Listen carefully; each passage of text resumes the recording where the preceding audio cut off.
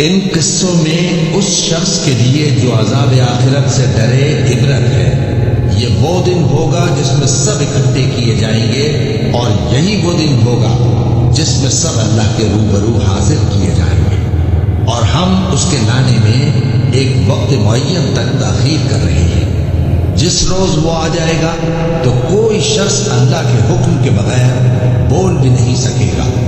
फिर उनमें से कुछ बदबख्त होंगे और कुछ नेकबख्त। तो जो बदबख्त होंगे वो दोज़ख में डाल दिए जाएंगे, उसमें उनको चिल्लाना और धाड़ना होगा।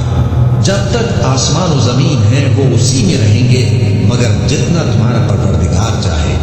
बेशक तुम्हारा परवरदिगार जो चाहता है कर देता है। और जो नेक वक्त होंगे वो बहिश्त में दाखिल किए जाएंगे और जब तक आसमान और जमीन है हमेशा उसी में रहेंगे, मगर जितना तुम्हारा परवरदिगार